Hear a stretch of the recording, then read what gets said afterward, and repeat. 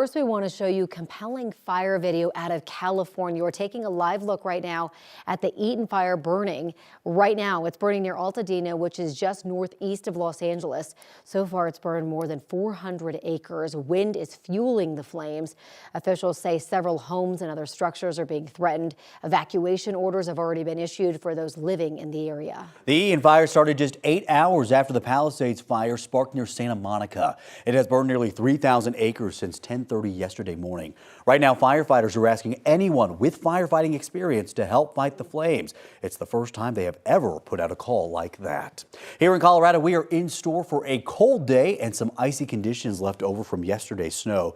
Taking a live look right now over downtown Denver. Be careful as you head out this morning. We did see a few crashes out on the road. Thank you for being with us on this Wednesday. I'm Jordan Chavez. And I'm Corey Rose. It's kind of the tale of two sides right now. We're talking about those fires in California. Right. And then we're talking about potentially snow in Dallas, which would be really weird as well. Chris, and then here, freezing temps. Yeah, it's all kind of interconnected too, because the kind of difference between really cold air, really warm air leads to that strong wind, and that's what we're seeing right now. And in fact, here in Colorado, we'll kind of get a little bit of impact from that. By the way, Jordan asked a really good question earlier on this morning, whether or not we'll see smoke from those California wildfires. The answer is no, because we're going to get northwest flow over the next few days. That was a good question. We will not be seeing that smoke here in Colorado from that. Wind chill for us, -2 for us in Denver right now with an air temperature of 13 degrees. So it's very cold. That's the main weather impact out there on this Wednesday morning. -8 in Kremling. We dropped down to -13 earlier on in Greeley. Right now, -12. So it is very, very cold outside. And these are just our air temperatures, not factoring in the wind. Meantime, you look across northern Colorado, we do have some patchy fog. We have seen those visibilities at times drop down to about a quarter mile for us in Greeley and Fort Collins. Just keep that in mind. They may have that fog kind of ebb and flow a little bit, but for the most part, it doesn't look that impactful at this point. Radar right now, pretty quiet. That said, as we look ahead to tonight, we'll see that snow move its way back into the picture for our northern mountains, and eventually that snow will reach us here in the Denver area as well. Today, though, mainly sunny. High temperature around 40 degrees. Temperatures a few degrees warmer today compared to yesterday. We only topped that at 25 for us in Denver yesterday. Our average high for today is 44 degrees. Tomorrow morning, though, it's going to look a lot different. By this time tomorrow morning, quite likely that we're dealing with not only snow, but accumulating snow right here in the Denver metro area. I'll have details on that for you in just a couple minutes. I want to send things over to my friend Erica Lopez, who was very busy yesterday. Today, hopefully things are a bit calmer with no snow. A lot calmer, a lot quieter this morning, Chris. Thank you. It is 6:03 on your Wednesday, and we're taking a live look at our interstates. This time of the morning, we already had delays pretty much everywhere just because of the snow coming down. Folks were having to take it very slow, but that's not the case. I-25 and 84th Avenue moving along very nicely in those southbound lanes. Highway 36 and 92nd Avenue, nothing to worry about there. Few more cars right now on southbound 225 here at Yosemite, but I wouldn't say we're dealing with any significant delays just yet, really anywhere. C470 and Morrison looking fantastic so far there at Morrison Road. Let's take you over to our map. Right now, this is kind of what we're dealing with. A no change in color, lots of green, meaning there's really not a rush out the door. But we are warning you this morning, side streets are a bit of a different story. They're still likely going to have a little bit of a coating, maybe some ice, maybe some lingering snow out there. So that's where you need to take things slower this morning. But our interstates were able to melt off and get clear. Denver to Boulder Drive, 17 minutes on westbound Highway 36. Travel into Commerce City, 11 minutes on westbound 76 in fantastic shape there. And then your westbound I-70 Drive, 14 minutes between E470 and 76. All right, Erica, thank you. New this morning, nearly a year ago, 2 Greenwood Village businesses had to shut down after 2 separate fires in the same plaza. According to police, they were both set by someone trying to break in. That man is set to appear in court soon. Meanwhile, one of those businesses is ready to get going again. 9 News reporter Brianna Fernandez is live in Greenwood Village this morning. Brianna, Sportsbook Bar and Grill was actually supposed to reopen back in May. Yeah, that's when I was following up a story with them. They were telling me they were so excited. May was coming along, and then the permits, the inspections, they just saw more damage. Inspectors went inside and they were like, hey, you guys cannot open.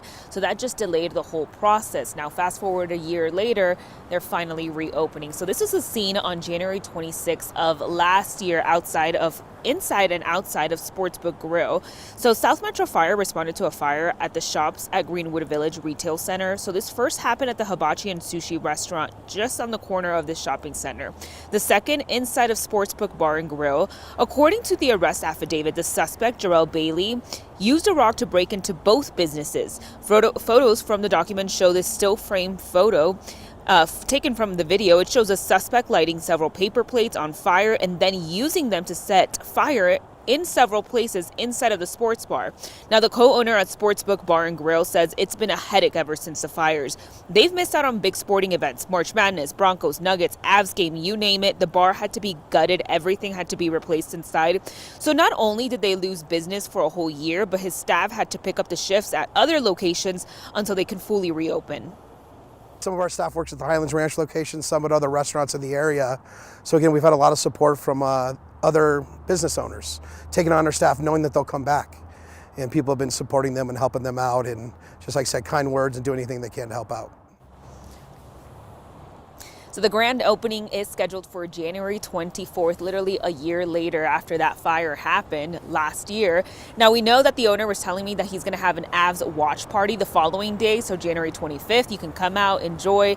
They want loyal customers, they're new customers, so just come back and just support small businesses here in Greenwood Village. Now, as for the suspect, we know he's facing several charges. He's actually scheduled to be in court on Monday, this Monday at 8:30 in the morning. For now, I'm live here in Greenwood Village. Brianna Fernandez for 9 News. This has been such a long time coming for this business. All right, Brianna, thanks for the update. It is now 6:06 on your Wednesday morning, and the driver who hit and killed a 13-year-old from Highland Ranch on his way to school last March has been given the maximum sentence. Ruben Morones was sentenced to a year in county jail with immediate approval for work release and a $1,000 fine. It is the harshest penalty a judge can impose. Alex's mom, Victoria, says the verdict will help ease her pain a little, but she says she believes stronger punishments for cases like these are needed. Because today defense attorney keeps repeating the word misdemeanor, misdemeanor, like it's something minor. There is nothing minor about human life, nothing minor. And in my opinion, punishment has to be proportional to the outcome of the crash. Morones will report to the Douglas County Jail February 2nd. A father and son have been charged for taking part in the insurrection at the U.S. Capitol. The son is from Boulder. Authorities arrested Duke Valentour earlier this week. The FBI says the 26-year-old was with his father in D.C. back in 2021. Both have been charged with 2 felony counts and 5 misdemeanor offenses for their roles, including entering the Capitol. The FBI says body cam video showed the pair assaulting or resisting officers trying to protect the Capitol. Right now, President Jimmy Carter is lying in state at the U.S. Capitol in Washington. We're taking a live look there right now. Tomorrow has been declared a national day of mourning. President Carter's casket will be transferred to the Washington National Cathedral for his funeral service. President Biden will deliver the eulogy.